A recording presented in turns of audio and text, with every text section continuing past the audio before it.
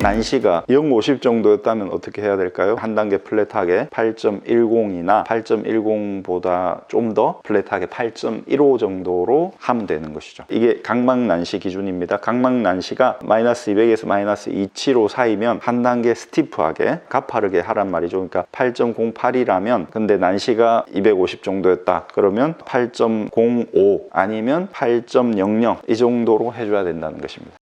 여러분 안녕하십니까, 아이구루입니다. 오늘은 하드렌즈, RGP 렌즈라고도 하죠. 하드렌즈의 처방과 관련된 이야기를 해볼까 합니다. 케라토미터를 찍으면 이런 값이 나오는데요. R1 값이 나오죠. 레이디어스가 중심에서 뻗어나가는 바퀴 살 이런 거에서 비롯된다는데, 그래서 반지름이라는 뜻이 있습니다. 곡률 반지름이라는 뜻이죠. 그게 1이 있고 2가 있는데 왜 1이라고 했냐면 수가 크기 때문입니다. 2는 작죠. 각막 난시 가 없으면 같겠죠. R1 값과 R2 값이 같게 나오죠. 각막 난시를 의미하는데 1디옵터 정도의 각막 난시가 있죠. 그런데 이게 제로로 나옵니다. 그러면 각막 난시가 없다는 거죠. 각막이 완전히 구의 일부분 같은 그런 형태가 된다는 것입니다. 주경선 두 개가 있는데 그게 곡률이 동일하다라는 것이죠. 강주경선, 약주경선 이런 게 없이 그냥 난시가 없다라는 것입니다. 그런데 R1 값과 R2 값이 다르다 라고 할 때는 R1 값이 약주경선을 의미하는 것이고 R2 값이 강주경선을 의미하는 거예요. 이 사람 같은 경우는 R1 값이 이게 R1이고요. R2인데 R1 값이 8.08입니다. 그리고 R2 값이 7.87이에요. 이게 곡률 반지름이 더 크죠. 그렇단 말은 이렇게 가상의 구가 있다라고 했을 때 이 원의 크기가 더 크다는 것이죠.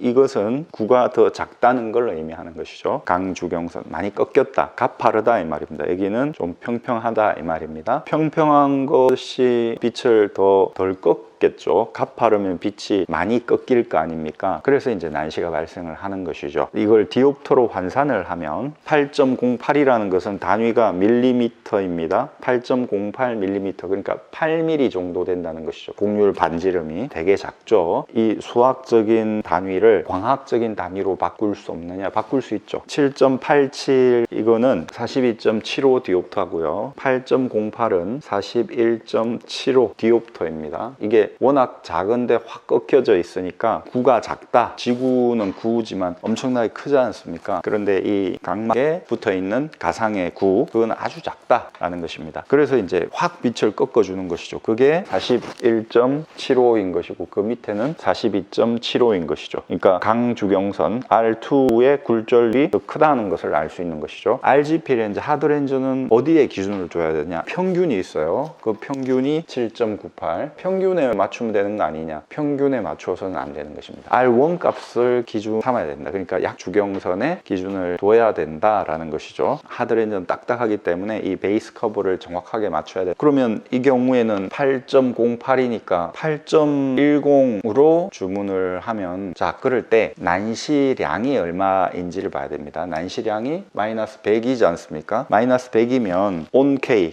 값에 맞춰서 그냥 해주면 된다라는 것이죠. R1 값 8.08에 맞춰서 하면 됩니다. 그런데 8.08은 없고 8.10이나 8.05가 있으니까 08이니까 좀 가까운 게 8.10이겠죠. 그리고 마이너스 100은 마이너스 175보다는 위쪽하고 가까우니까 8.10으로 하면 되는 것이죠. 플랫하게 간다라는 것입니다. 그럼 만약에 난시가 0.50 정도였다면 어떻게 해야 될까요? 한 단계 플랫하게 8.10이나 8.10보다 좀 더 플랫하게 8.15 정도로 하면 되는 것이죠. 이게 각막 난시 기준입니다. 각막 난시가 마이너스 200에서 마이너스 275 사이면 한 단계 스티프하게 가파르게 하란 말이죠. 그러니까 8.08이라면 근데 난시가 250 정도였다. 그러면 8.05 아니면 8.00 이 정도로 해줘야 된다는 것입니다. 만약에 각막 난시가 450이다. 그러면 3단계 스티프하게 해줘라 라는 것이죠. 그럼 예를 들어서 난시가 아예 없어요. 논리적으로 보면 2단계 정도 플랫하게 해줘야 되겠죠. 왜 이렇게 스티프하게 단단하게 해줘야 되느냐, 한 단계, 두 단계 이렇게. 이거는 직난시를 말하는 겁니다. 도난시가 아니고. 직난시의 경우는 이렇게 생겼잖아요. 각막이 누워있는 럭비공처럼 생겼다 이 말입니다. 수직 방향이 강주경선이니까 렌즈는 여기에 맞게, 약주경선에 맞게 이렇게 온단 말입니다. 이렇게. 그러면 요 사이가 빌 거 아닙니까? 요 사이에는 눈물 채워지겠죠. 일종의 완충작용을 한다는 겁니다. 스펀지처럼. 그래서 눈을 감았다 떴다 하면 위아래 방향으로 감았다 떴다 하잖아요. 이게 감았다 떴다 할 때마다 자극이 가해질 거 아닙니까? 쉽게 말해 쓸린다 이 말입니다. 그래도 눈물이 있기 때문에, 여유 공간이 있기 때문에 큰 무리 없이 이렇게 감았다 떴다 하게 된다는 것이죠. 감았다 떴다 할 때마다 이 렌즈가 올라갔다 내려갔다 하는데, 그때 요렇게 하면서 잘 원활하게 된다 이 말입니다. 그리고 이렇게 돌아가지도 않고. 그래서 직난시에 좋습니다. 하드렌즈가. 그러니까 축이 180축에 가까운 플러스 마이너스 30도 좋은데, 너무 R1 값에만 맞춰서 해버리면 너무 이렇게 움직일 수가 있으니, 난시가 심하면, 각막 난시가 심하다는 말은 이 공간이 많이 뜬다는 얘기죠. 이렇게 너무 많이 뜨면 너무 좀 그러니, 과유불급이니 약간 스티프하게 이렇게 해줘라 이 말입니다. 그래서 너무 많은 움직임이 없도록 해줘라 이 말이죠. 만약에 400 난시다, 그래서 이 공간이 너무 많이 뜬다 그러면 좀 더 스티프하게 해줘가지고 막 움직이는 걸 좀 막아줘라. 그래도 충분히 된다 이 말이죠. 그러니까 평균 값을 하자는 건 아니지만, 평균이라는 건 또 장점이 있는 거잖아요. 그러니까 약간 평균에 따라가자 라는 얘기입니다. 그렇게 이해하시면 됩니다. 그런데 도난시의 경우는 어떻게 될까요? 도난시의 경우는 이렇게 감았다 떴다 할 때 이렇게 왔다 갔다 하는데 여유분이 없겠죠. 이렇게 돼 있으니까 긁힐 거 아닙니까? 쓸릴 거 아닙니까? 그리고 눈물 좌우에 있지 상하에 없기 때문에, 감았다 떴다 할 때마다 여기에 스펀지 역할을 하는 눈물이 없기 때문에 이게 좀 불편하다 이 말이에요. 그런데 거기다가 평균을 좀 따라가는 게 좋다 해서 스티프하게 하면 더 이렇게 긁히겠죠. 감았다 떴다 할 때. 그래서 난시가 아예 없거나 도난시일 경우, 난시가 아예 없어요, 아니면 도난시예요, 이런 경우에 한 두 단계 정도 플랫하게 해주면 된다라는 것이죠. 8.08이라면 8.15나 8.20 그 정도 왔다 갔다 하면서 TR 렌즈, 트라이얼 렌즈, 하드 렌즈가 있죠. 그거를 씌워줘 봐라 라는 것입니다. 트라이얼 렌즈를 처음부터 끝까지 쫙 다 써볼 수는 없잖아요. 그러니까 제일 먼저는 8.10부터 넣어줘 봐라. 8.10, 8.15, 8.20까지 이렇게 한 두세 개 정도 레인지를 놓고 넣어줘 봐가지고 눈이 좀 편하고 잘 보이는가, 이걸 봐야 된다는 것이죠. 렌즈가 감았다 떴다 할 때 떨어지는 속도도 봐야 되겠죠. 도난시를 하드렌즈로 한다든지, 난시가 전혀 없는 경우라면 하드렌즈가 조금 어려울 수는 있지만 불가능한 건 아니다. 처음에 가이드는 이런 방향으로 가면 된다라는 것입니다. 그리고 베이스 커브도 중요하지만, 베이스 커브를 통해서 센터링이라든지 이런 거를 맞추고, 그러다 보면 약간 스티프하게 할 수도 있고 때에 따라서는 그럴 수도 있죠. 그런데 이제 그거는 또 도수로 보정을 할 수 있습니다. 이 곡률 반지름을 도수로 환산할 수 있다고 그랬죠. 0.05mm 정도에 해당하는 도수가 어느 정도 하면 0.25 디옵터입니다. 0.10은 0.5 디옵터죠. 내가 한 단계 정도 스티프하게 했다면 마이너스 0.25를 더해주면 되는 거고요. 한 단계 플랫하게 했다면 플러스 0.25를 더해주면 되는 것이죠. 도수 보정을 또 그렇게 할 수 있는 것입니다. 그렇게 해서 묘를 살려가지고 피팅을 하는 것이죠. 이제 이런 식으로 해서 트라이얼 렌즈를 써본 다음에 덧댐 검사를 해야 됩니다. 플리퍼를 가지고. 이게 마이너스 0.25 플러스 0.25입니다. 이런 가이드를 따라서 TR 렌즈를 씌워줘서 어느 정도 안정을 찾았을 때 지표를 보고 이렇게 넣어주는 것이죠. 그랬을 때 이게 비슷하게 보여야지 딱 이제 피팅이 정확하게 된 건데, 좀 다르다고 한다면 그에 따라서 베이스 커브를 조정할 것인가 도수를 조정할 것인가를 정해야 되겠죠. 그거는 이제 정말 손맛으로 해야 됩니다. 말로 설명하기는 정말 어렵습니다. 하지만 이런 과정을 거쳐서 하드렌즈를 피팅한다, 그런 말씀을 드리는 것입니다. 여러분, 하드렌즈는 드림렌즈 계열이죠. 드림렌즈가 뭐 100만 원에서 150만 원 그 정도 하지 않습니까? 드림렌즈는 강제로 각막을 눌러가지고 초기 근시일 때 근시가 진행되지 않도록 한다는 건데, 그거에 대해서 말들이 많습니다. 이게 정말 효과가 있냐 없냐 이런 식으로. 근데 하드렌즈는 그렇게 누르는 게 아니라 베이스 커브를 각막 커브에 딱 맞게 피팅을 해서 잘 보이게 하는 거거든요. 난시가 심하신 직난시인 경우, 도난시도 물론 불가능한 건 아니지만 아주 큰 효과가 있습니다. 드림렌즈급이다라고 생각하시면서 좀 고가이지만 하드렌즈를 적극적으로 써보기를 권해드립니다. 아이구루였습니다. 구독해주신 여러분 대단히 감사합니다. 또 찾아뵙겠습니다.